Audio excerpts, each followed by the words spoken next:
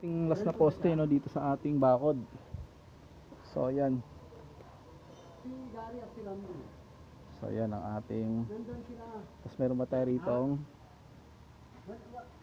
Hukayin pa natin yan para sa ating bakod rin. Dito. Ayan. So yun yung ating dito sa ating bakod no. So yan.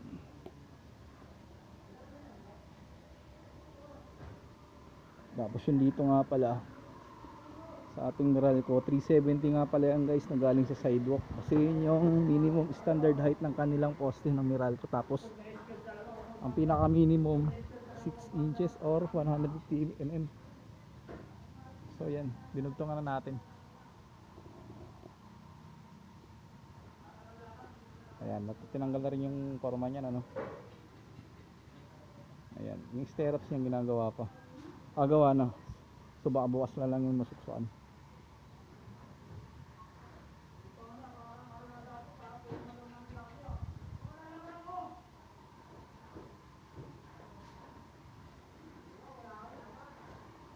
So yan.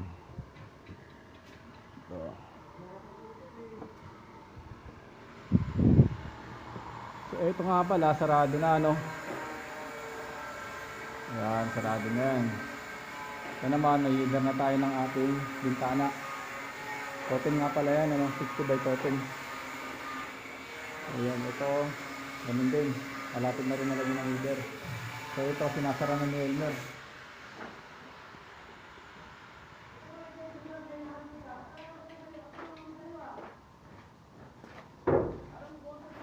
So yun. Nagbubuhos nga pala tayo dito, no, sa ating Lods!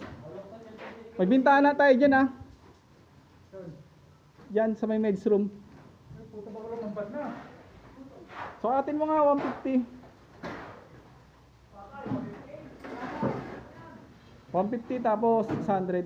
Pagpas na yan. Yun na yan eh. Ay katingin yung ano.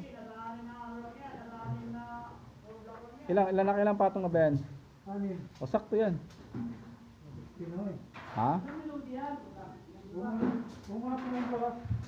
Tingnan muna natin ha. Basta wag mo munang patungan yan ha.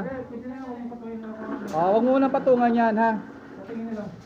Kaya nga wag mo muna titingnan natin. Baka mamaya kasi mas mataas pa yun eh. Yung ano na yun ha. Titingnan ko sa plano. Wag mo muna. Wag mong punuin ha. Galing niya sa dugtungan, ganun lang. Galing sa dugtungan, ganun lang ha.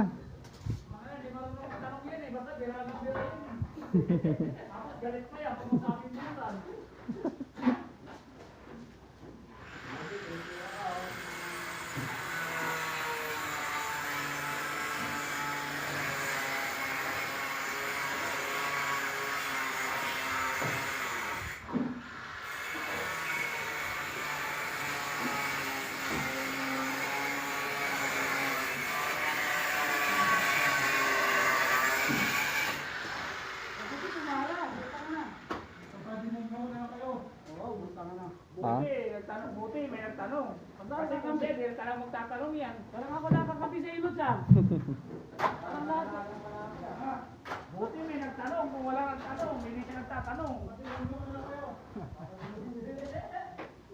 Bakit? Hindi niya tinuloy.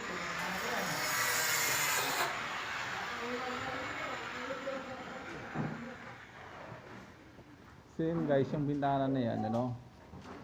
Hagisan na lang natin yan ng halo. So ito haasahin yan.